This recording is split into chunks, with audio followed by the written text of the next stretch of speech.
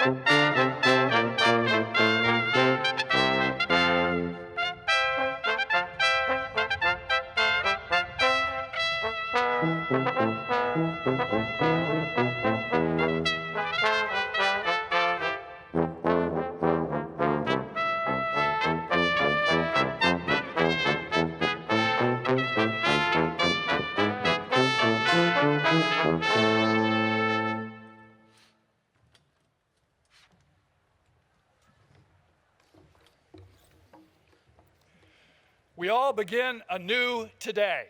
What a great day.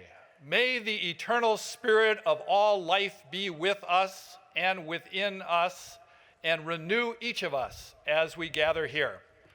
For parents now begin to know their children as adults, former high school students and transfer students begin to become scholars in this community of scholars. Professors re-envision what they teach and the research they pursue in dialogue with fresh thinkers. The California sun enlivens all of us, the colors are bright, and our dreams are too. To begin anew is exhilarating and unnerving. It's hopeful and tearful. It's full of promises, and it's overwhelming. May each of us understand, though, that a unique community is beginning right here and now in this moment. The Stanford class of 2016.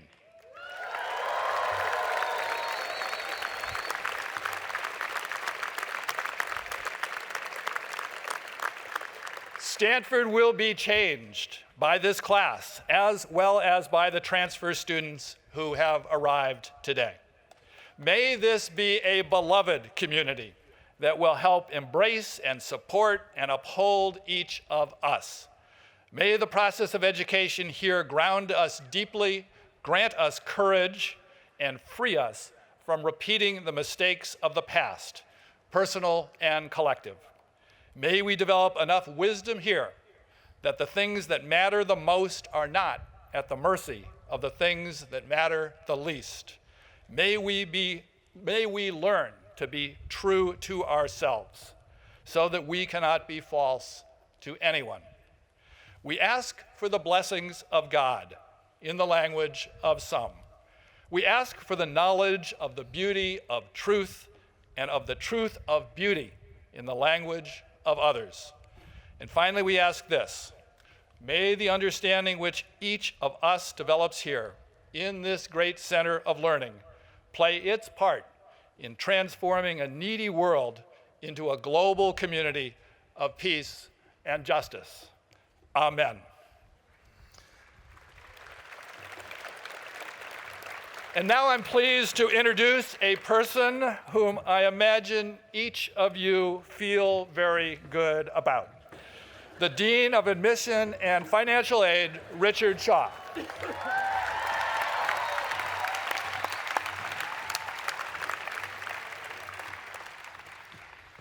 President Hennessy, trustees, deans, faculty, staff, parents, and guests.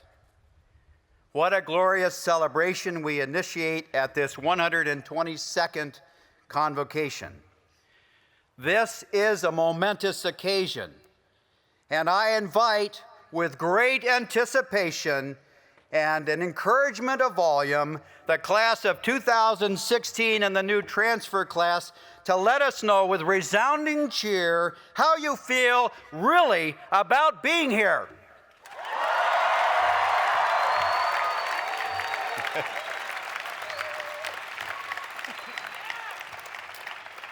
Yeah, that's good. I want to begin by speaking to the parents of these outstanding young people. I am a parent too, and I have been where you are now. I have felt deeply the sense of pride and the sense of loss that accompanies this moment, moments such as these. You might imagine then that I am a pro at adapting to days like today. Not a chance. As a parent, all bets are off when it comes to objectivity. It was a beautiful autumn day, much like this one, when I listened to the deans and president and lots of very important people at my daughter's convocation, clear across the country. I was fine. The speeches even sounded vaguely familiar until I left my daughter with her new roommate for their drive to the airport. It was then that I lost it. Students, some of your loved ones won't even make it to the airport or the car before losing it. Because this transition for us, for parents, is full of our hopes and dreams for an incredible and unforgettable college life for you. And it is our reward, Stanford's reward, to be a part of that college life. In fact, I like the experience of celebrating this transition, this bridge from high school to university so much that it is my career. So let me now share some highlights of your class of 2016. You were admitted from an applicant pool of 36,632, the largest in Stanford's history. 1,768 of you are enrolled this fall. 47% of you are women and 53% men. Okay. You have arrived here from 49 states. Blast you, Rhode Island. But only momentarily. And 55 countries. You attended 1,154 different secondary schools. Your academic interests are varied. 50% of you selected earth science, engineering, and other natural sciences. 28% want to study in the humanities and the social sciences. 17% of you chose pre-medicine and pre-professional pursuits. And a courageous 4% of you are undecided. For those educated in the United States, 58% attended public schools and 32% private. Just less than 10% of the incoming class was educated outside the United States. 14% of you are the first in your families to attend a four-year college.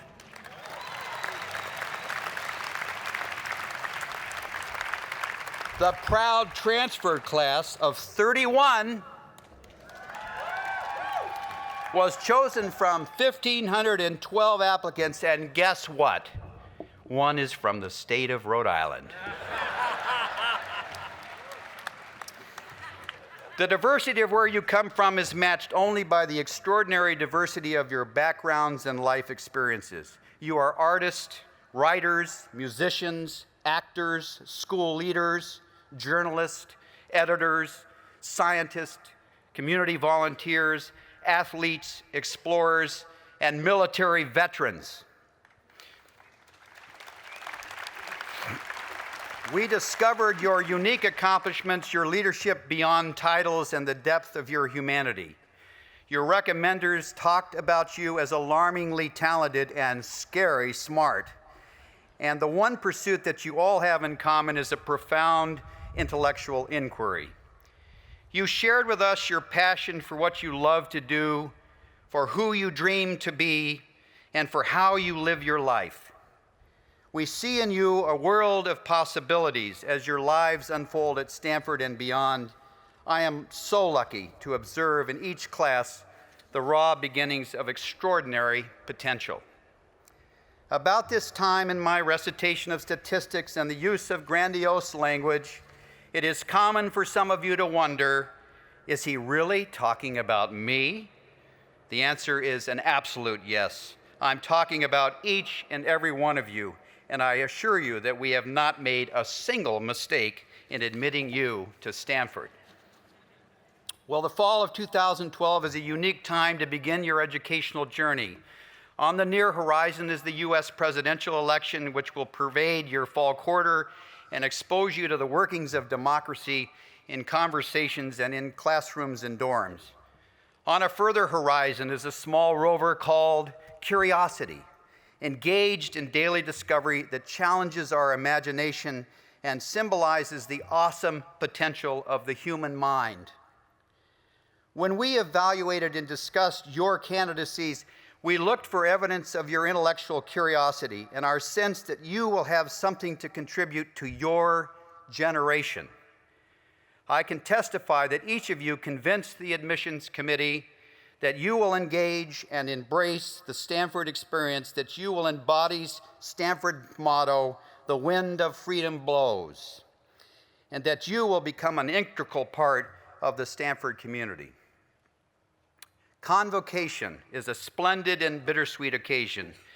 Those assembled in this beautiful quadrangle will not join again as a whole until graduation. Look around you.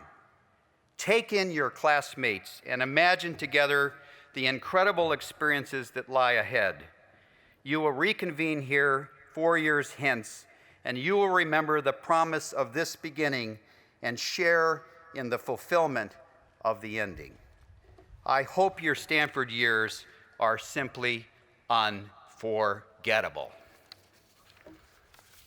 I now deliver you to the care of the undergraduate schools and introduce you to the Vice Provost for Undergraduate Education and Professor in the Humanities, Harry J. Elam, Jr.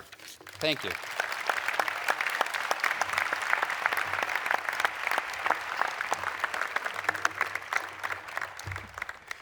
Thank you, Dean Shaw, for your remarks and for bringing to Stanford this amazing new class. As Vice Provost for Undergraduate Education, and on behalf of the Stanford faculty and staff, it is my honor to accept and welcome you, the class of 2016 and transfer students of 2014 and 15 to Stanford University.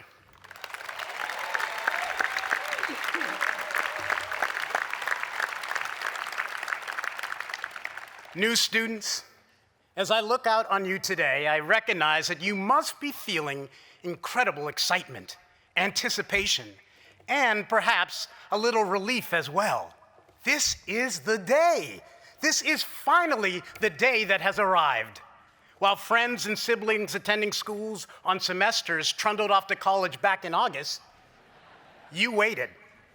When those same friends sent you emails and online posts and pictures of their dorm rooms and roommates, you still waited.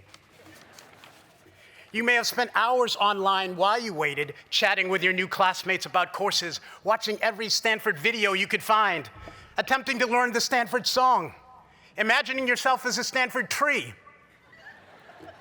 You may have even snuck early onto campus just to peer into your assigned dorm room, standing on tiptoes at a window trying to get a glimpse of what your future environs would look like.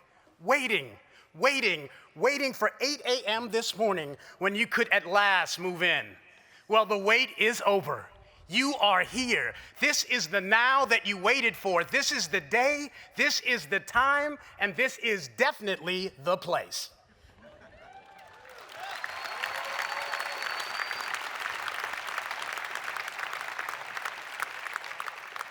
And as you will discover, Stanford is well worth the wait. Today, you embark on your Stanford journey. I can say with confidence that this transformative adventure will take you to new intellectual heights and will expose you to fresh territories of introspection and reflection. The limits of your expedition extend well beyond the classroom. For what happens on the playing fields and in the laboratories, on the theatrical stages and in the dormitories, on community-based research and in music rehearsal rooms is critical to the process of learning here at Stanford. Without doubt, this is not a one-size-fits-all adventure. No need to walk in someone else's shoes. Rather, you will be able to find your way to innovation, whatever your major, to discover new directions according to your compass.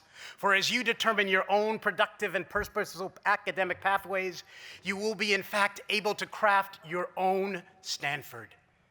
This is an education steeped in tradition, but focused on the future, rich in breadth of possibility and committed to rigorous, concentrated study.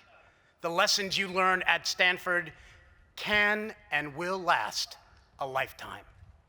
I want to emphasize, though, that this voyage, although it is yours, you will not be alone. We will be there to advise you, to support you, to guide you, to point you to vast resources and opportunities on your way. For while you waited anxiously for this day, the staff, the administration, and the faculty have all been eagerly preparing for you. What you may not realize is that we, Stanford, are also optimistically anticipating the ways in which you will challenge us and promote cutting-edge knowledge. For we recognize that not only have we chosen you, but you have chosen us. I know that each of you have your reasons for selecting Stanford. I spoke to one freshman who told me that she had dreamed of coming to Stanford ever since she was a little girl and first visited the campus driving up from Sacramento with her parents. Another member of the class of 2016 confided in me that he felt smarter just stepping onto the campus. We smile, but there is indeed magic in these grounds, from the foothills to the bay that comprise Stanford University. This is a school that cultivates trust in self, that savors truly new ways of thinking, and that makes unprecedented investments in new models of education. Located in the heart of Silicon Valley, a place where invention and innovation regularly emerge from people under 30, we don't buy into the traditional educational hierarchies of the old and supposedly wise imparting knowledge to acolytes. We trust that you have wisdom within, and we want you to cultivate it to your highest potential. At Stanford, we create our own intellectual secret sauce, combining tradition and reinvention. For us, diversity, and I mean diversity of all kinds, is not a catchphrase, not a cliche, but a fundamental educational principle. We realize that difference is critical to excellence, that inclusive, pioneering spirit and entrepreneurial energy that founded the university some 121 years ago still characterize it today. Stanford is a place where if you believe it, you can make it happen. This is no gimmick, it's truth. Parents, friends, family, I know firsthand that this day, as Dean Shaw mentioned, is probably bittersweet. I just sent my own daughter and my only child off to college not 2 weeks ago. So I suspect that while you are profoundly excited for these students' opportunities, you feel a deep pang watching them leave. It is almost as if this day that they were waiting for so long suddenly came too soon. Please know that Stanford is a place that works hard to provide a nurturing and strengthening environment, so fear not. From this day forward, they and you are members of the Stanford family. To our new treasured students, this is your moment. Embrace it. Enjoy it. Relish it. Make it your own. And do not be afraid to let it remake you as well. For rest assured, Stanford will change you, but all of you, also by your very presence here, have made and will make Stanford a better institution. And that is why we are so very, very thrilled to welcome you here. Now is your time.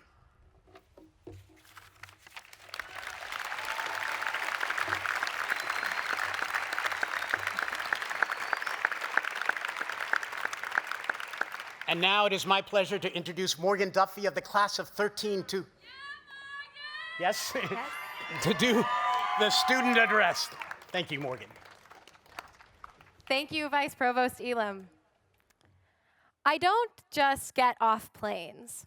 I sit and I wait. Someone brings me a special wheelchair, lifts me, and brings me out. And though my flights are prolonged, I love to fly. As a sophomore, I received a research grant from Undergraduate Advising and Research to leave the United States for the first time and travel to a city in central Indonesia. It took a year of planning with advisors, professors, and local workers. I was to study the children with disabilities and understand how wheelchairs help or hinder their social development. You may nod and think that makes sense. However, my journey to Indonesia was far from predictable. I grew up between two places, the countertop of my grandfather's pizza shop and the emergency room that my mom managed in Scranton, Pennsylvania. My family, although always supportive, never really expected me to be sitting before you today. They wanted me to have the most normal life a child could have. So they brought me to play adaptive sports, dropped me off at summer camp with kids like myself, and helped me find true happiness. Coming from a small city in Pennsylvania, it wasn't normal for me to move across the country to go to one of the best universities in the world. But it was the perfect decision for me. So I got on a plane to Silicon Valley, and it did not take me long to realize that normalcy was not an attribute I needed to strive for at Stanford. I could dress in bright neon clothes, enjoy conversations with people from every corner of the world, and participate in courses not titled Introduction to Biology, but Biotechnology in Everyday Life, taught by professors devoted both to academics and social change. Although I could talk for hours about my Stanford experiences, I will choose just one, my 2-year project in Indonesia. In summer 2011, I was a passive researcher, absorbing the culture that surrounds health, disability, and development. This summer, I returned to co-author a project to begin support groups for parents of kids with disabilities. I came away with a sincere appreciation for the thing that I sit in and the power of community and compassion. The project that defined my Stanford experience was made possible by mentorships, a fellowship, and mostly encouragement. Here, there is never-ending encouragement. In the world of innovation, you are no longer the future generation, but the now. The thinkers who can influence one another, your families, and your communities back home. When I think back to my freshman dorm, I see my best friends, sitting in a hallway, books and MacBook Pros spread about. There is a nerdy guy who will probably run the next Google, a determined girl from the desert who will find solutions for people who are desperately ill, a third-generation Stanford student forging her own path to help others, and 2 varsity athletes who rejected expectations to be their true selves. We all brought a unique experience and story. Our idiosyncrasies brought us together. When I was designing my project, they gave me a helping hand, one friend reading every word of each proposal. When I got my first grant, they jumped on my wheelchair in excitement. And when I hit road bumps, they encouraged me to keep going. I could not have done it without them. No matter what your idea or project, there is inspiration everywhere around you. The gasp that you had when you first walked into this quad, it never goes away. The conversations you will have with world-class thinkers will only end so another can begin, and moments when you want to give up will be met with fun and determination. It will be hard, but it will be rewarding. My best friend drove me to the airport last summer. Kissed me on the forehead, said good luck, and I was off. When I was waiting for security, my phone vibrated. His text said, "You're going to be great."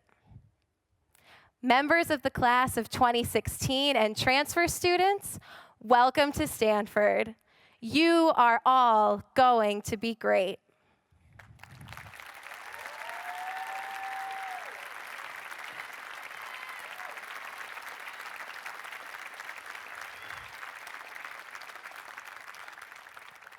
And now it is my privilege to introduce Stanford University President John Hennessy.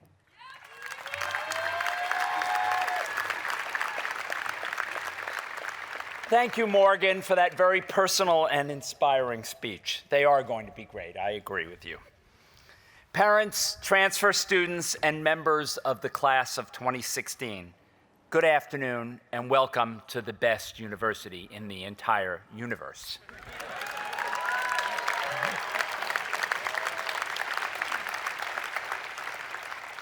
Anybody who doesn't believe that can just leave now. It's easy.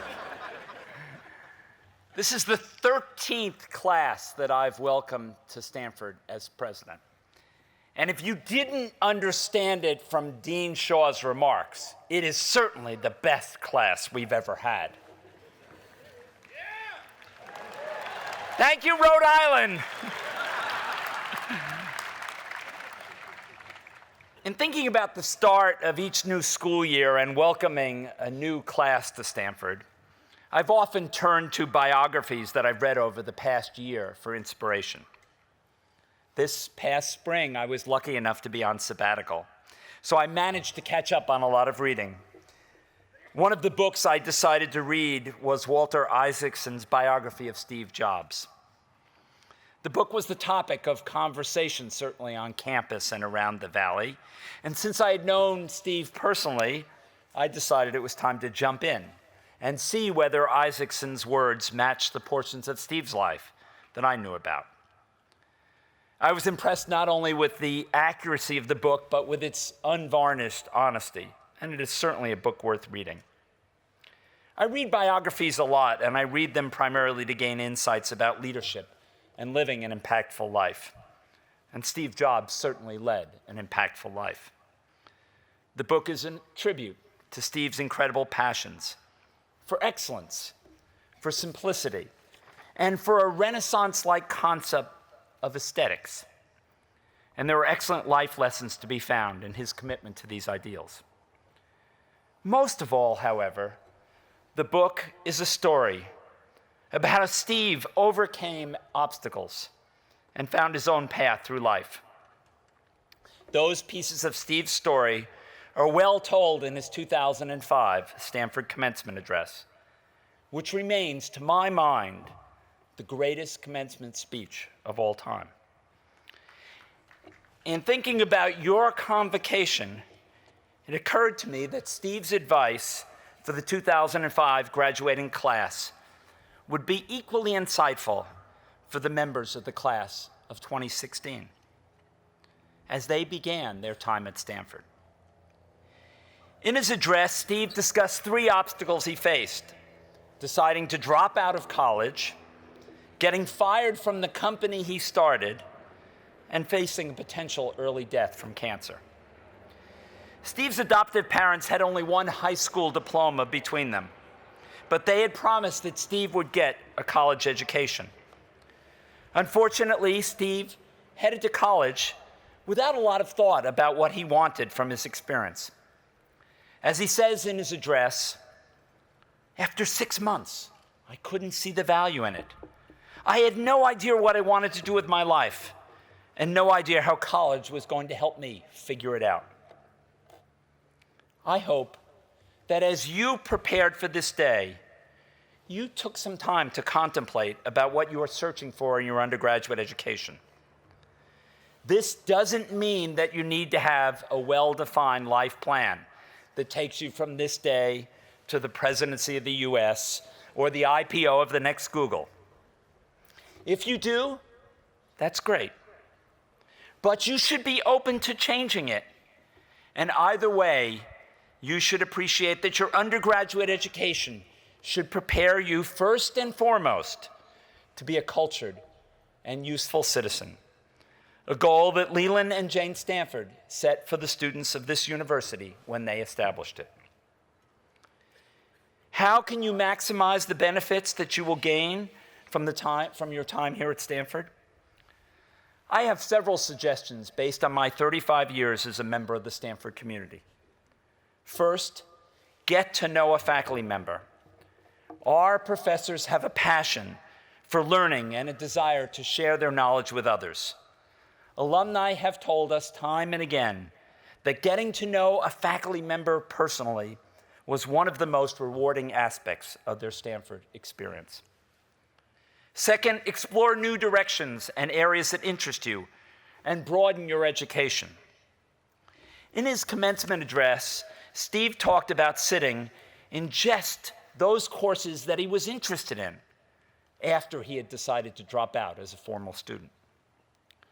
One such course was in calligraphy, where he learned about proportional spacing and typesetting and about various fonts and readability. Years later, when he was designing the first Macintosh, he understood the importance of good typography and built it into the Mac, changing personal computers forever. One of the best ways that you can explore new subjects and interests is through our freshman seminars program.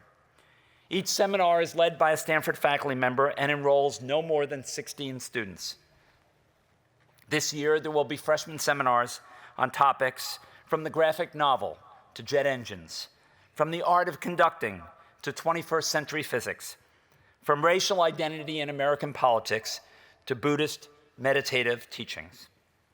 These classes are a wonderful opportunity to get to know a faculty member and a completely new subject. I think it's the kind of opportunity that Steve would have relished. Get to know the faculty outside of the classroom as well. Use every opportunity to discover why they are passionate about their scholarly pursuits. While I certainly love giving an exciting lecture to a packed classroom, my greatest enjoyment comes when a student visits me in my office to talk about research, ask career advice, or seek help on a difficult topic. Third, one of the most incredible assets you have for learning and growing as a person are your fellow students.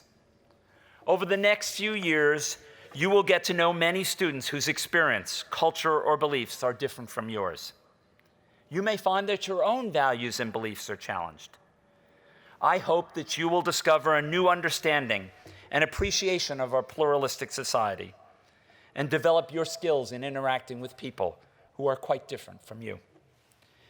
Take advantage of this unique opportunity to learn from a group of very talented and capable people, the class of 2016. Last, you have chosen to attend a university that is not only a great educational institution, it is also a great research institution. I encourage you to take advantage of that. Take courses and attend seminars that explore the frontiers of fields where new knowledge and understanding are being created. For me, participating in research as an undergraduate led me from my major in electrical engineering to my graduate work in computer science. And it ignited a passion for being on the leading edge of discovery. That passion sustained me through my PhD and continues to excite me after 35 years as a Stanford faculty member. Being on the forefront of discovery and taking part in the creation of new knowledge is an immensely rewarding and life-changing experience. Earlier, Morgan talked about the importance of encouragement and inspiration. At Stanford, you can find that from a faculty member, from a fellow student, from a new course, or from a unique Stanford experience in community service, in overseas studies, or in undergraduate research. The important thing is to be open to such opportunities. Steve Jobs went on to describe a second major crisis in his life. 10 years after starting Apple and introducing the revolutionary Macintosh, Steve Jobs was fired by the CEO he had helped hire and from the company he had founded. During the years that followed, he started Next Computer Company, spun Pixar out of Lucasfilms as a new startup, and continued his work. These were risky decisions. The important insight, though, is that Steve didn't take his firing at Apple as a reason to retire from life. He certainly could have afforded to financially, but he got back up and got in the race. During your time at Stanford, you will also face new hurdles and challenges. You will not always be the most talented person in every single class you take, and you will likely encounter subjects that you find truly difficult. I encourage you not to shrink from these challenges, but to experiment and take intellectual risks. Take new courses in disciplines that you have not explored. And should you occasionally not succeed, do not become disillusioned. Just be sure to learn from your mistakes. Although Steve's second company, Next, was never the success that he quite hoped for, it developed a new operating system, which eventually led to the acquisition of Next by Apple and Steve's return to the company he loved. And Steve led Pixar to reinvent itself as an animation company, and in the process, developed modern computer-based animation and some truly wonderful films. So by all means, experiment, but do not hesitate to ask for a little advice and guidance along the way.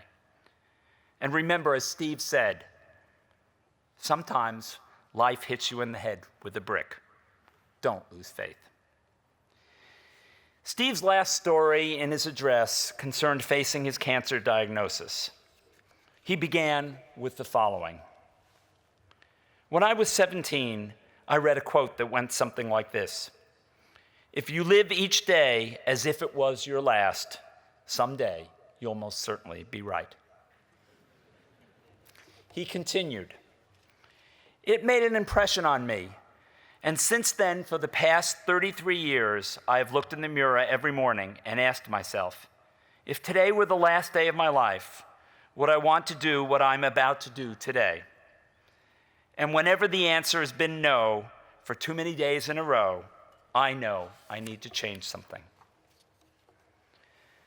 Steve then described his conviction to live a life he felt passionate about, and about how facing the cancer diagnosis simply reinforced his determination to make the most of his life. And he told the graduates on that day in 2005, "Your time is limited, so don't waste it living somebody else's life. Don't let the noise of others' opinions drown out your own inner voice. And most important, have the courage to follow your heart and intuition." As you begin your time here at Stanford and plan the next 4 years, I would encourage you to remember that your undergraduate education is the foundation for the rest of your life. It is a once-in-a-lifetime journey. It is much more than just the ticket to your first job. It is an opportunity to develop the skills and passion for being a lifelong learner in areas related to and outside of your future career. Our request then is simple.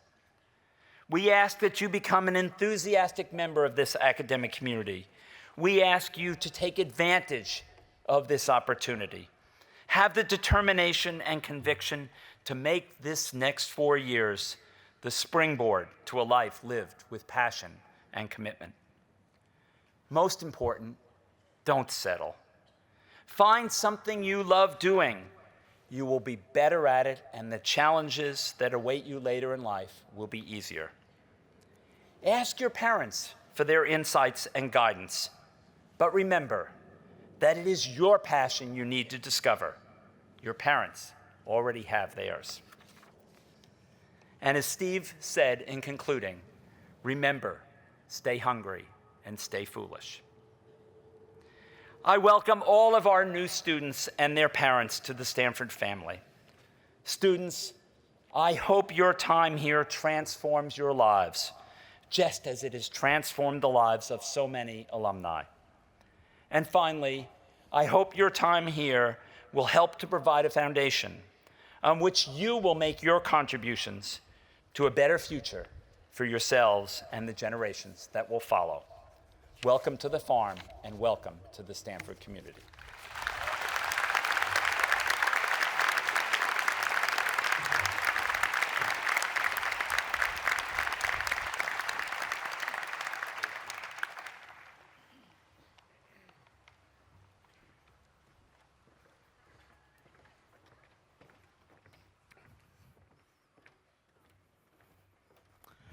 Please rise for the Stanford alma mater, Hail Stanford, Hail. We will sing twice, first on our own, and then we will ask you to sing with us. The words are printed in your programs. Where the rolling foothills rise, up towards mountains higher, where at eve the coast range lies, in the sunset far, flushing deep and paling, here we raise our voices, hailing thee, our alma mater.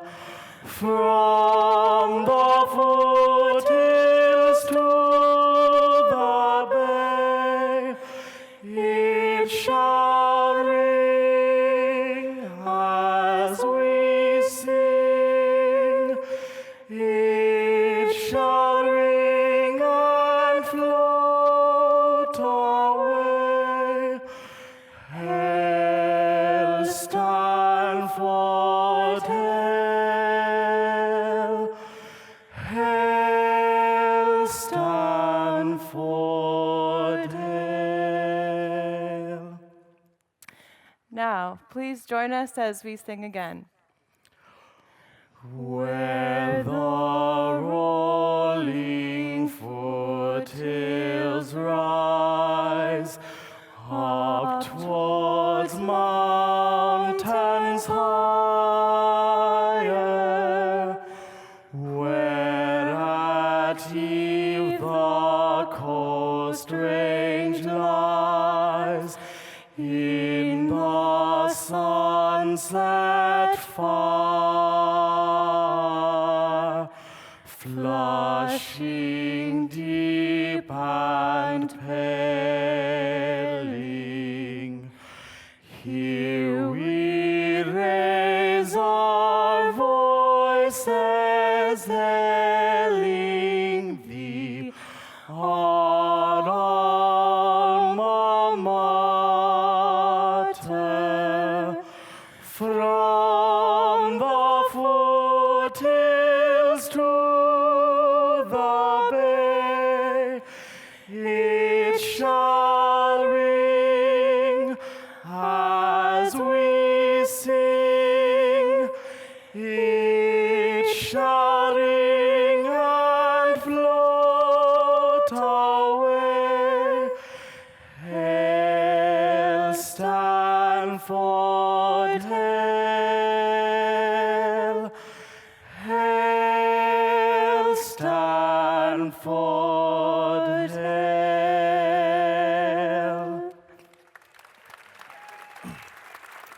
please remain standing for the benediction.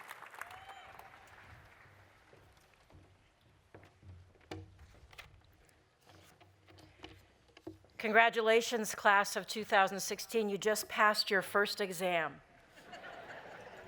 Singing the Stanford hymn. Good job. Holy wisdom,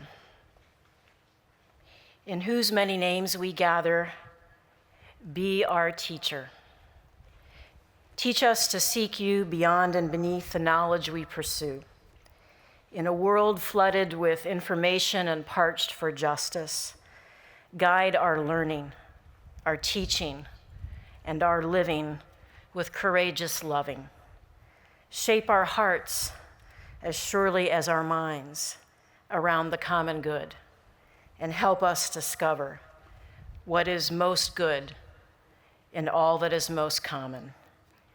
Teach us the wisdom of generosity, the simple kindness to make room in our lives for others.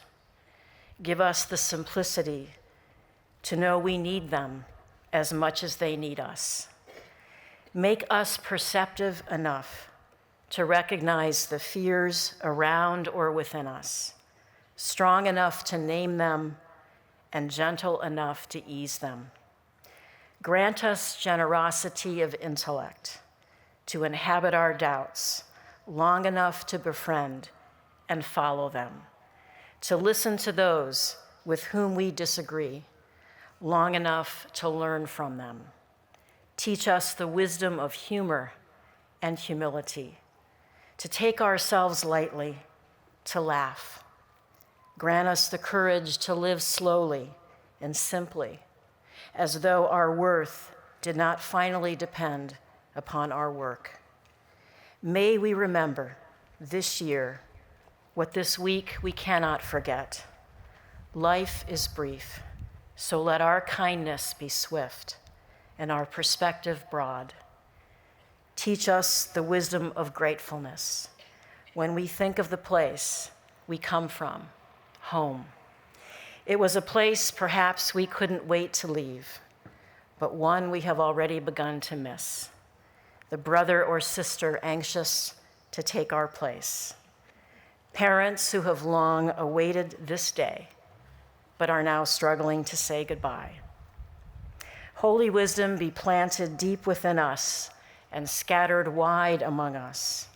May we be found at the far end of this new beginning, full of humanity, compassion, friendship, and wisdom. We ask God's blessing upon all of us gathered here on this glorious day, upon Stanford University, and upon all those who have sustained it and passed on its good heritage to us. Amen.